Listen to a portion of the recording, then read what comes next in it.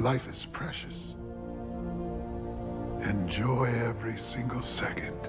We recently got word that another Final Destination film is being scripted and in the works, which would mark the 7th installment in the Grim Reaper's favorite franchise. I think there's opportunity for Final Destination 7 to do something that none of the previous installments have already done. So let's talk about how this film can do something fresh with its premonition.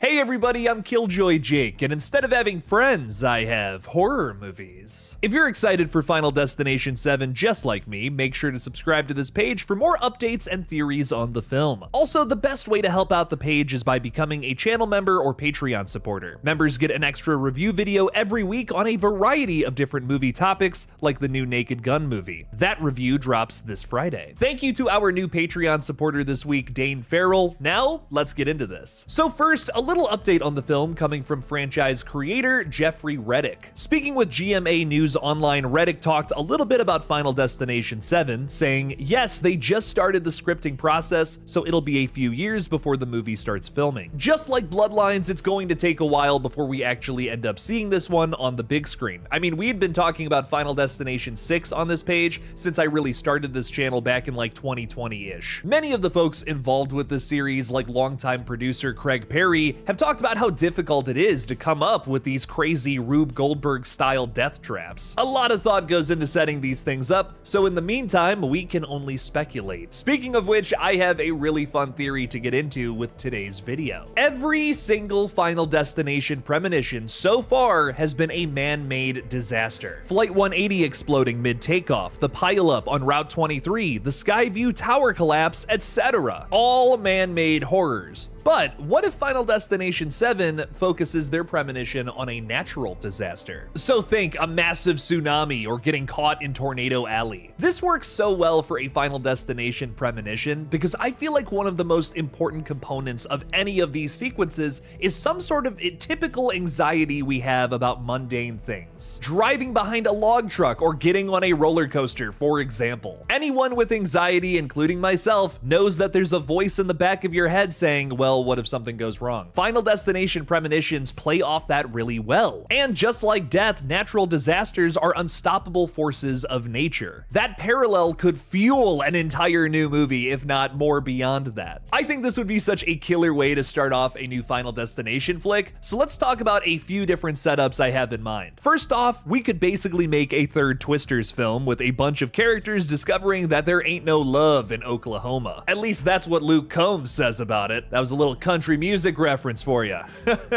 That's gonna be the first and last time I ever do that. Not a country music fan. I'm so sorry. Metal all the way, baby. A bunch of inexperienced storm chasers plan on getting as close to a tornado as possible without getting sucked in. But of course, someone has a terrible premonition that they're all going to die. The big difference between something like this and a man-made disaster is that it wouldn't be this shocking accident. It would have to be something like this that they know they're getting themselves into. The disaster would have to fully rely on the fault of our main characters, opposed to some sort of shocking, unpredictable accident. So let's say the driver gets too cocky, pulls up a little too close to the suck zone, and gets tossed into a field somewhere, like that goofy looking CGI cow.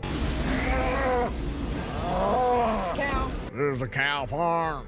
You're gonna find cows outside. This is Final Destination, however, so you know it would end up in one gigantic explosion with lots of burning flesh and broken bones. Some of the folks here, of course, heed our premonition character's warning, get out of these like massive vehicles, while a stupid few ride off into their final venture. And then follows the burning flesh and broken bones, but for realsies this time. Then after all these characters survive, death slowly picks them off, yada yada yada. You have seen this song and dance before. A few things are really cool about this setup, placing a Final Destination film in a brand new setting for starters. There's opportunity for all new kinds of kills. I mean, most of these movies take place around the same area in either small town USA or a mid-level city. Why not take Final Destination into the country? Luke Combs could do the soundtrack.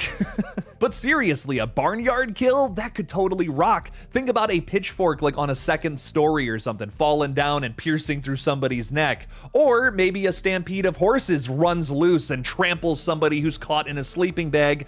Oh wait, the monkey already did that. The monkey rules, man. It's basically Final Destination's emo little brother. I love it. Another idea that comes from Austin Allman, a member of the page, as well as a plethora of comments I have gotten on these Final Destination videos, a cruise ship. Y'all want the cruise ship to happen, so f it, let's throw a tsunami at this thing. Final Destination on the water sounds really cool, but you would definitely have to set this up properly. Like, you couldn't have your characters already on the ship in the middle of the ocean and then bam, premonition hits them, they see a massive wave coming their way in like 12 minutes. What are they gonna do? You think they're gonna fare a little better in the middle of the ocean on a tiny little lifeboat against a gigantic tsunami opposed to just staying on the cruise ship? I don't think so. I think I would rather be on the cruise ship than little tiny boat. I think what could make this particular setup really interesting is a bit of a delay and then a twist. So let's say a group of friends are about to board a cruise ship for a fun little vacation, and then bam, one of them has a premonition. Let's say this cruise is like going to the Bahamas or something, and right before they get there, massive tsunami is gonna take it out. We don't actually see this premonition though, which is what's gonna make this theory a little different. Bear with me on this one. I know some of y'all don't like that, but trust me. Our premonition character warns everybody, yelling, screaming, kicking, saying, don't get on the ship, we're all gonna die. Most of them come back, while a few, of course, go on. They're like, I paid a lot of money for this ticket, I'm going on the damn cruise. Then our premonition character is just shunned by everybody else here, furious. The dudes that did go on the ship are having like a blast at first, having a really good time, while everybody's back at like a bar somewhere, just bumming out that they didn't go on. Our premonition character says, Screw you guys, I'm going home. And pieces out. They're not gonna take all this flack for saving these dickheads' lives. Then catastrophe strikes. The cruise ship is hit with a tsunami, and maybe our characters on board are taken out by like one of those chandeliers in those gigantic ballrooms on cruise ships.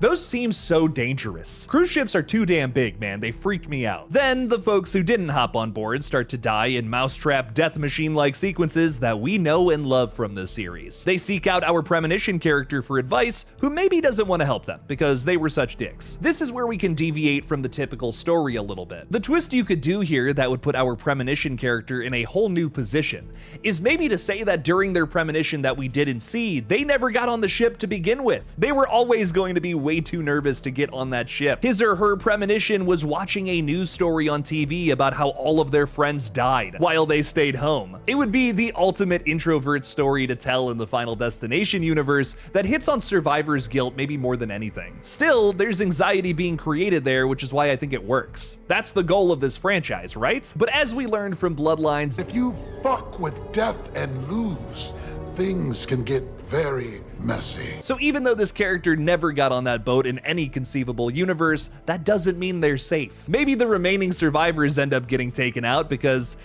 well, these movies are just way more fun without survivors. What if they end up going to an aquarium during a denouement where they think they're safe? The glass starts to break and all these hungry sharks are like biting at their ankles. It's bloody, it's cynical, but it's still fun, and that's everything I want from a Final Destination movie. At the end of the day, these are just examples of how natural disasters could flavor a Final Destination film in a different way. Why not tap into the horrors that could really affect people at any given moment? Not to say that traffic accidents or building collapses don't affect people, but natural disasters I feel are even more common. I would argue that Final Destination 2's opening is the scariest of the franchise because most of the people watching this video right now have either seen or been in a car accident. It's very common. Most people drive every single day. Can't we apply that to something like a devastating storm that could happen in like most regions of the world? There's an argument to say that if this were executed properly, it could result in the scariest opening to a Final Destination film ever. These are just my thoughts, but what do you guys think about a natural disaster themed premonition in a Final Destination movie? Let me know down in the comments below. Thank you all for watching, please subscribe, and as always, don't forget to kill it out there, y'all.